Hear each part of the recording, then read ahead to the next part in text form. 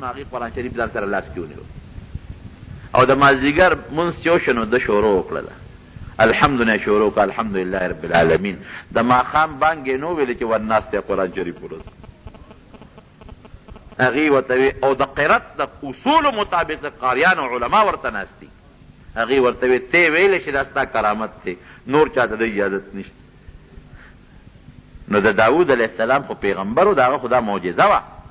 معجزه ویلې ده چې دا عقل نه بار کار به پې د پیغمبر نه صادرېږي نو چې هغې به ورته په اس باندې کت او زین برابره او دی به ورته ختم نو تورات زبور به ختم کړی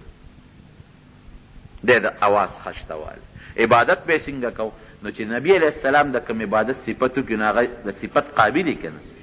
نبی علیه السلام فرمایي ویره داود علیه السلام مونځ ډېر مزېدار ډېر اعلی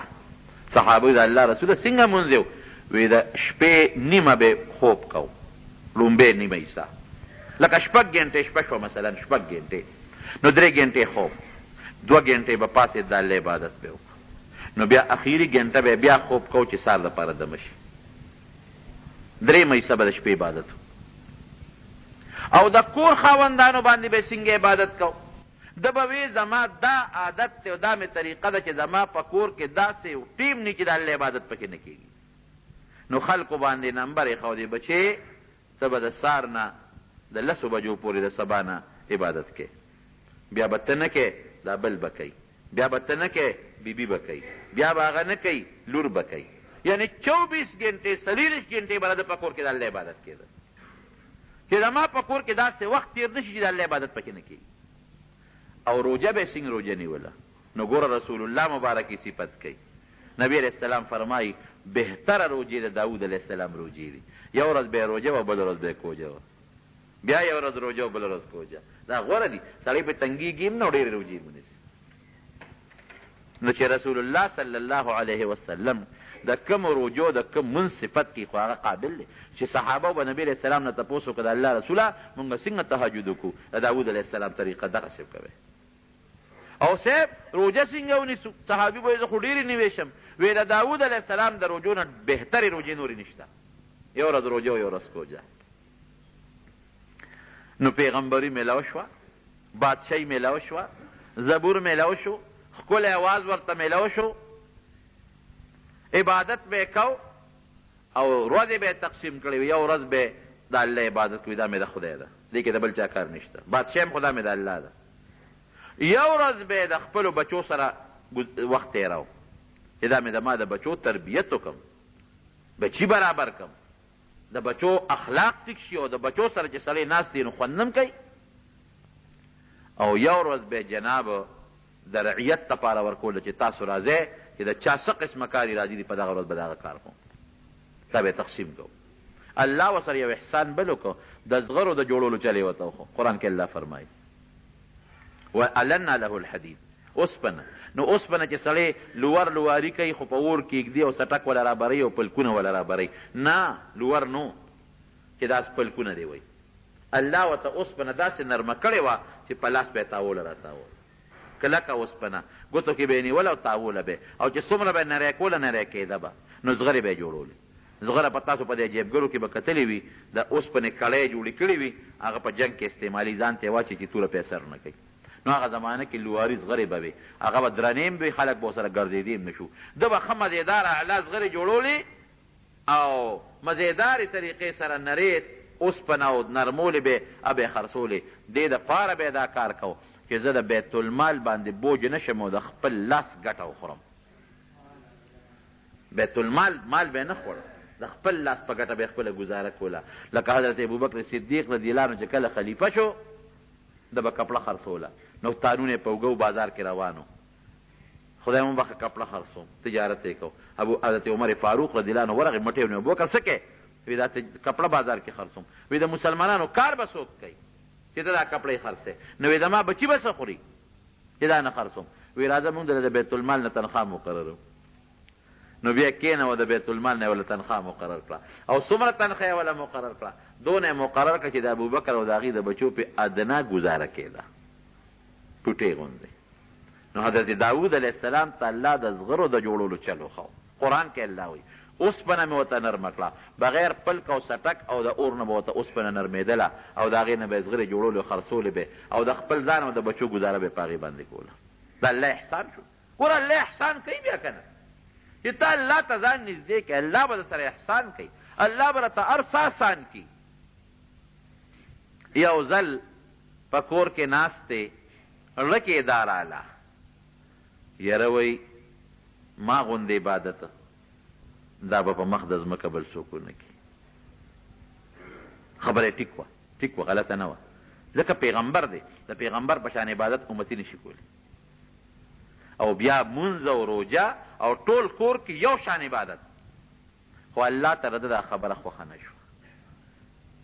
بعضې وخت کې یو خبره ګناه ني، خو د پیغمبر د پیغمبرۍ د شان سره مناسب ني. الله وی ښه دا دې څه ووې رونو، حدیث پاک کې راځي که عبادت کې نو ځان ته به نسبت نه کوې چې دا زما کمال دی، چا ته به نسبت کې؟ الله ته. هغه انسان چې هغه وی الله ما دله مونځ وکړه، ما دله روژه ونیوله، ما خو صدقه ورکړه، ما زکات ورکړه، ما حج وکړه، الله ورته څه وایي مړه تا څه کړي دي؟ دا خو مال ما درکړه نو ځکه تا صدقه ورکړه که ما مال درکړه ځکه دې حج وکړه، تا پکې څه دي؟ او که ته مونځ کې او روژې نیسې نو ما دله ښکلې اندامونه درکړي، سترګې مې درکړلې، پوزه مې درکړه، غوږونه مې درکړل، لاس پې مې درکړل او عقل او دماغ مې درکړل. که ته ما لیونۍ پیدا کړې وې په لاس پو مې ګوټ شل پیدا کړی وې، ستا پلار به مونځ کړی، تا مونځ کولی شو، تا روژه نیولې شوه، خو زما امداد او دا حقیقت دی رونه کنه، دا خو د الله امداد دی چې په اندامونو روغ په عقل روغ نو زما عبادت کوې، نو ستا وایې چې ما عبادت وکړو، نو الله په دې خفه کېږي. او چې کوم انسان داسې ووایي چې الله ما خو صدقه نه راکړې، دا مال خو تا راکړی، زما څه مونځ دی زر زر مې وکړو، زما څه روژه ده، ما که حج وکړو خو تا مال راکړی دی، دا خو زما کمال نه دی. الله ورته څه وایي بنده وي دا هر څه تا کړي دي، دا خو تا کړي دي، لاس پې تا وړقول، پیسې تا راواغېشتې،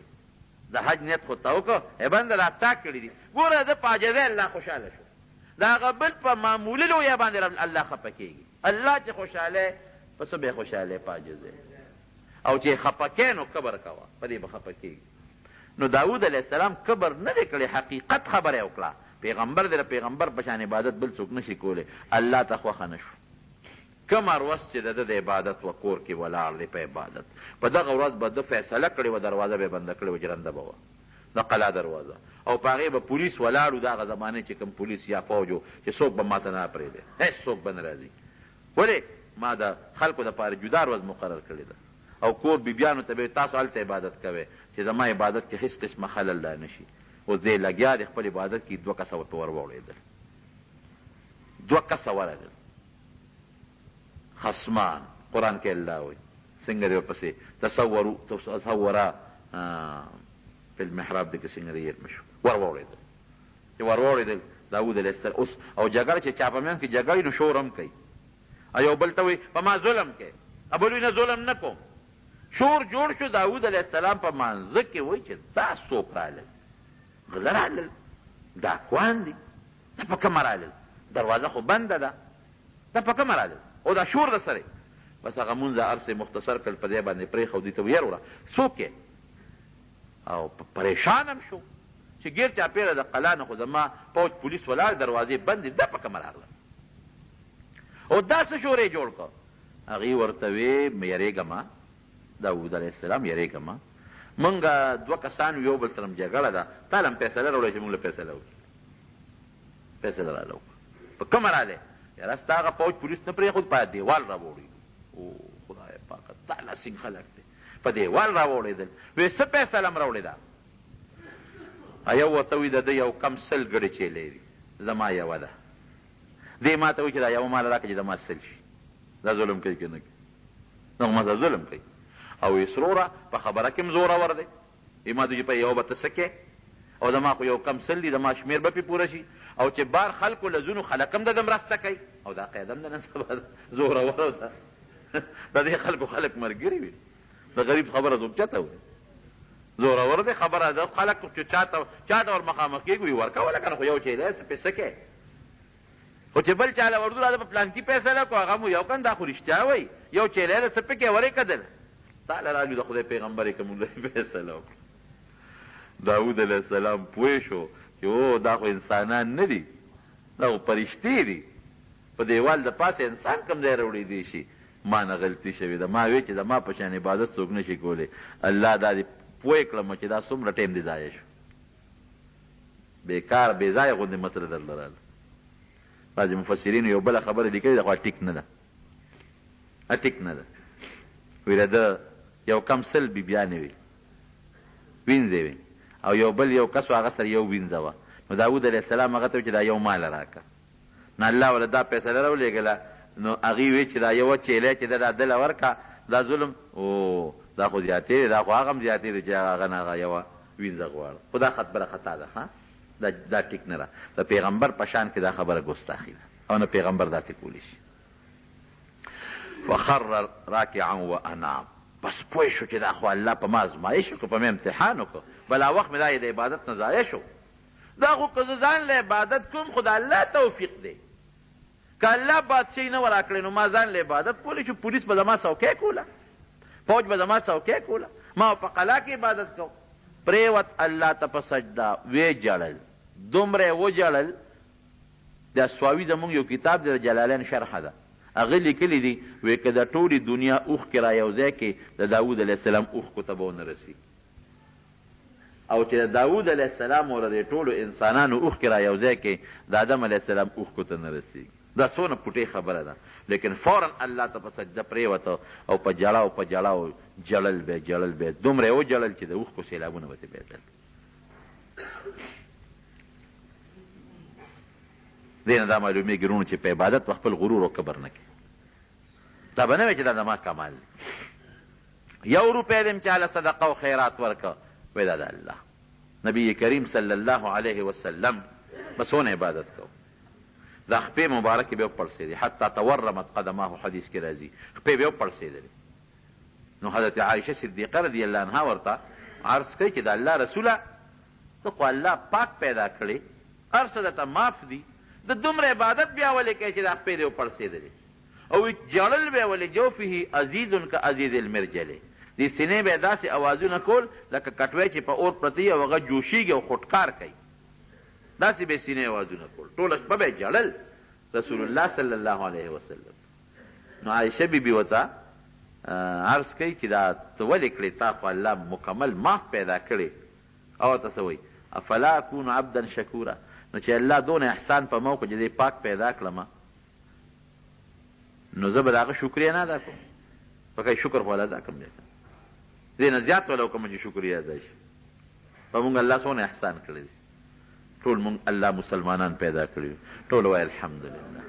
په مسلمان وطن کې د مسلمان مور او پلار نه او د یو عظیم پیغمبر محمد رسول الله صلی الله علیه وسلم امتیان دینه غټ احسان د الله بل شته هغه روغ صحت به م پرېږدو ورڅه به پرېږدو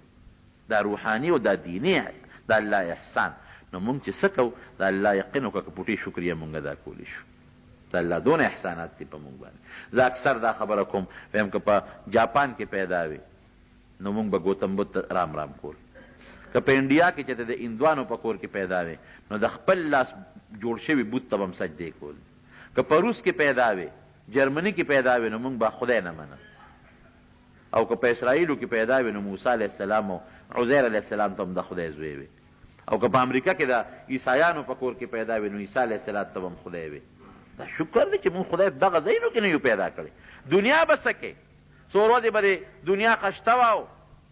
مال او دولت او موټر هر څه به سره و خو ټول عمر به د خیرت د ډمبرو لرګې و ټول عمر به د جهنم ځای و خو د خدای فضل دی دنیا یا او شکر دی د هر چا له خدای د ګزارش دغه ورکړی دی دنیا لږه ده که ډېره ده خو په دې مطمئن یو د الله فضل دی چې په قبر کې او په حشر په نشر کې به مو انشاءالله د رسول الله صلی الله علیه وسلم جنډه الله نصیب کوي ولې په هغه مو ایمان دی د هغه دین مو منلی دی الله مو منلی دی انشاءالله نو احسان دلته احسان وکړه هلته به مو احسان کوي یمنون علیک ان اسلموا قل لا تمنوا علی اسلامکم بل الله یمن علیکم ان هداکم للایمان نو خبره مې دې پورې کوله چې حضرت داود علیه السلام متعلق دې نه دا عبرت واخلې د مارون په عبادت به فخر نه کوې هغه پوټې غوندې خبره وکړه څونه امتحان او ازمایش پرې راغی قوم ته به لګیا نصیحت یې کو هغه قوم چې دته راجمع شو زمونږ د جمعې ورځ د عبادتي د هغې د خالي ورځ وه نو هغې د ایلې یو علاقه ده د دریاب په غاړه باندې د کوهي تور او د دغې علاقې سره خوا کې لوی دریاب دی بحر قلزم ورته وایي دغې بحر قلزم په غاړه باندې ایله کلی دی دغې کې اکثر خلک د دې پاتې کېدل نو د خالي پر ورځ یې پې ښکار بند کړی وي خالي پر ورځ به ښکار نه کوئ نو الله پې امتحان کو د خالي پر ورځ به دریاب کې کبان ډېرو په نور ورځو به کم په دې باندې ښکار بند یې نه به کوئ نو دې یو چل جوړ کړو ډنډونه یې جوړ کړل ډنډونه د دریاب په غاړه باندې نو د خالي پر ورځ بیا د هغې هغه ورخونه وویستل چې کم ته اوبه ورته ځي نو چې کبان به دونه ډېر وو چې د اوبو د پاسه به نو هغه به هغه ډنډونو ته هم لاړل نو ماښام مازدیګر به یې ورپسې ورخ بند کړ نو سار به پرې رالل نو کبان به یې ترې راوویستل ګوره چلونه یې جوړول او جال به یې راوړه جال نو د خالي پر ورځ به یې جالونه په دریاب کې وغورځول نو په دغه ورځ به یې په کبان نه رایستل نو جال خو چې دې ور وغورځول نو کبان پکې بند شي که نه د اتوار په ورځ به رالل نو هغه جال به یې راوویست داود علیه السلام دوی دا ظلم مه کوئ وی نه دا خو موږ د خالي پر ګوره دلیل پیغمبر سره دلیل بعضې وخت اوس موږ سره هم خلک دلایل شروع کړي موږ ته د قرآن حکم چې دا د الله د کتاب حکم دی دا د پیغمبر حکم دی صاحب دلایل به سره شروع نه نه که نه عقل مې دا وایي زه خو دا وایم عقل مې دا وایي د خدای نیک بخته د قرآن په مقابله کې ستا په دماغو کې خو سوټې پرتې دي د قرآن مقابله کې د پیغمبر د وینا مقابله کې د انسان عقل څه شی دی نو هغې داود علیه السلام سره باسونه شروع کړل چې نه نه خو الله په موږ ښکار منې کړی د خالي خو موږ ښکار نه کړو موږ خو د اتوار په ورځ کبان نه اوس پیغمبر ته وایي چې دا ګناه ده مه کوئ قوم څلور ځایه شو یو قوم به ښکار کو بل قوم به نهی عن المنکر کوله امر بالمعروف چې دا به نه کوي بل قوم څه زمانه خو دوی منې کول خو بس هغې پوه شو چې دا بدبختیان نه مني بس هغې هم غلې پاتې شو او بل قوم ته به داود علیه السلام وي چې نصیحت ورته کوي هغې وي زمونږ خپل عبادت کوو که مني دی او که نه مني نه دی مني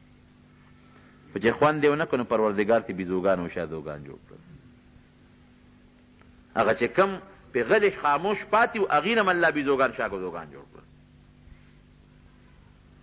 چې بیزوګان شادوګان دا لږ دریاب طرف ته نور ته ځان له شو داود علیه السلام دې نور ته وخواشېتې په دې به د الله عذاب هر کله چې راځي چې سار رالل ویې کتل نو ټول د بیزوګانو او شادوګانو په شکلونو باندې او سرونه به یې خوځول او اوښکې به ترې بهېدې د هغوی خو د وطن خلک و اواز به که فلان کي نو سر به یې خوځو اوښکې به ترې بهېدې اوور ورځې جمدي اوور ورځې پس الله مردار کړه بعضې خلک وایي دا بیزوګان شادوګان د داود علیه السلام د هغې قوم اولاد داسې نه ده ښه کم قوم چې مسخه شي هغه د اوو ورځو نه زیات نه پایي د دې بیزوګانو شادوګانو په شکل الله هغې مسخ کړي لوی عبرت دی په دې کې زما وروڼو لوی عبرت یو به په لږ طاقت باندې ځان کمزورې نه ګڼئ لکه څنګه چې د طالوت د خپل قوم سره پاسېد الله وله بری ورکړه کبر به نه کوې لویي به نه کوې او د پیغمبر مخالفت به هم نه کوې حدیث پاک کې راځي پرون زمونږ حدیث تیر شو په ترمذي کې چې په آخره زمانه کې به درې عذابونه راځي درې یو به ځمکه شلیږي او خلک به پې ننوځي او الله مونږ ته تېر کال خوله په دغه کشمیر او په دغه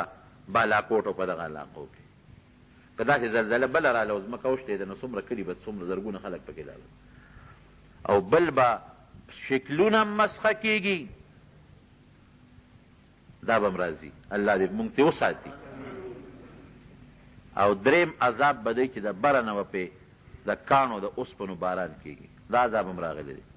دا بمونه او دا میزایل څه شی دی دا اوسپنې دي که نه د هغې باران کېږي که نو دا یو خو لږ لږ وښودلی شو په مونږ ته په دې بالاکوټ او په دغه علاقو کې اسلام آباد کې وښودلی شو نمونه وښودلی شو او دا د اوسپنو باران هم در باندې کېږي په دې امت باندې لږ دی له او بل غټ عذاب پاتې دی چې شکلونه به خدای خبر چې د خنزیر حدیث کې دا نشته چې په کوم شکل به بدلېږي مسخ لفظ راغلی دی چې د خنزیر په شکل به بدلیږي او که د خر په شکل به بدلیږي او که د بیزو په شکل او که د سپي په شکل. پروردګار دې موږ وساتي. دا ور ډېر غلط طرف ته روان دی. د مسلمان ګناه انتها ته رسېدلې ده. زنانو کې دونه بې حیایي او دونه بې ستري عام شوې ده چې د هغې مثال نشته. موبایل دونه عام دی چې هلکان جینکۍ ټول پې ګپونه یو بل سره لګوي او ډیشونه او سیبه دا نور ګند او دا په کیبل یې ورشئ وګورئ پېښور ته اسلام آباد ته د خلکو په زړه کې د خدای یره نشته. عذاب به نه راځي په مسلمان. د عذاب کار مونږ کوو. مونږ الله غصه کړی دی. الله دې مونږ د خپل قهر او غضب نه پامن کړي. نه ملا زمونږ نه خیال دی خلاص دی، نه جومات زمونږ نه خلاص شو، نه مشر زمونږ نه خلاص شو، نه تبلیغ والا خلاص شو، نه بزرگ خلاص شو، نه خانقاه خلاصه شو، نه سپینګیري خلاص شو، او نه کشر او نه زنانه. دا مونږ نه خلاص نه شو. هر سړی ځان ته د ټولو نه لوی سړی وی او بل ته ګازر مولی مو ته نه ښکاري. خدای دې مو د خپل قهر او غضب نه رونه وساتي. نو داود علیه السلام متعلق دا یو د عبرت خبره شو. بیا غیرتي څومره مرګ ولا عجیبه مرګ راغی. ده به دروازه بندوله چې کله به د کور نه بار ته چې زما زنانه د کوره بار ونه ځي او چابیانې به ده سره وي چې زه نه یم چې ما کله بل څوک رادننه نه شي. یو ځل یې دروازه جرنده کړه او بار ووت. چې بار ووته بیبي او بچي په خپل کور کې دي. دې کې سړی ورغی کور ته. هغې چغې جوړې کړې زنانه و چې دا پردی سړی څه کوي، دا خو دروازه هم بنده ده. او داود علیه السلام خو بار ته دی، اوس خدای مکه هغه راننوځي او بچی سړی پردی څه کوي. په دیوال باندې خلک راوړېدل ګاونډیان او نور چې دا شور د سره وي پردی سړی ولاړ دی. داود علیه السلام په منډه راغی، دروازه یې کلو کړه چې راغی سړی په میدان کې. وایي ته څوک یې چې زما کور ته راغلی بې زما د اجازت نه؟ وایي زه هغه کس یم چې نه مې دیوال بندولی شي، نه مې جرنده بندولی شي، او نه مې د دنیا یو طاقت بندولی شي. بس پوه شو. وی مرحبا بملک الموت. ملک الموت وی او وی مرحبا دی وی هرکلی دی وی ستا ټیم پوره دی سمله سملاستو روح یې ترې واخېسته والله علیه یو. او بلکې یو روایت کې راځي چې په سجده په عبادت باندې پرېوته، روح یې ترې اوچت کو بیا ویله. زما وروڼو لوی نه لوی سړی که بادشاه وي، بادشاهي یې څونه وه، داسې نه چې د پاکستان بادشاه و. هغه مصر، فلسطین، عمان، بحرین دا علاقه راونیسه چې نن سبا ته ورته ابوظهبی او دا علاقې وې، دا راونیسه تر د عراقه پورې او د ایرانه پورې د دې علاقې بادشاه و حضرت داود علیه السلام. نو خبره مې دې پورې کوله که لوی نه لوی سړی وي مرګ نه نشي بچ کېدی. په خپل عبادت به غرور نه کوې، که عبادت هم کوې نو وایه دا د الله تعالی فضل او د الله تعالی کرم. د پیغمبر د حکم عقلي دلیل به نه وی نه دا خو داسې او داسې بس چې څه د الله د کتاب او د پیغمبر د حدیث و حکم دی ابه منې ګنې بیدو شادو به دله جوړه شي. او په خپل طاقت به هم بروسه نه کوې، الله نه به سوال کوې نو که لږه ډله مي لږه ډله یې پروردګار ورله په څومره مضبوطه بادشاه باندې او په څومره لوی طاقت باندې غلبه ورکړله او د الله امداد به رسره وي. دعا وکړه چې الله تعالی په موږ رحم وکړي. یا الله موږ د هر قسمه آفاتو بلیاتو مشکلاتو غمونو مصیبتونو نه په امن کې وساتي. خدای د خپل قهر نه وساتي، الله د خپل غضب نه وساتي، خدای د مصیبتونو آفتونو نه وساتي. یا خدای ټول امت د فتنو نه وساتي، ټول امت د مصیبت نه وساتي. نن امت ټول په لوی مصیبت کې او په لوی پریشانو کې پروت دی او لوی غم کې پروت دی. الله دا زمونږ د ګناهونو وجه زمونږ ګناهونه مونږ ته معاف کړي او دا امت د نبي علیه السلام مبارک او خدای دا مسلمانان دغه مصیبتونو نه په امن کې وساتي. خدای مریضانو له شفا ورکړي، قرضداران د قرض نه خلاص کړي، زمونږ د خپل ذات او د خپل حبیب سره مینه پیدا کړي او الله تعالی د مصیبتونو د خسپونو د مسخې د زلزلو د دنیا او د آخر د عذابونو نه په امن کې وساتي. د نبي کریم صلی الله علیه وسلم تابعداري نصیب کړي او د هغې د جنډې لاندې جنت ته بوتلی کړي. وصلی الله زمرا دکان پتا یاد درئی سرائدین اسلامی کیسر اینڈ سٹڈی سنٹر حنیف اللہ اینڈ قدرت اللہ دکان نشترآباد براستہ مدینہ مسجد نس سکندرپورہ چوک پشاور. موبائل نمبر ہے 0301 8891 321. دوبیر دین نمبر 0345 91 47 115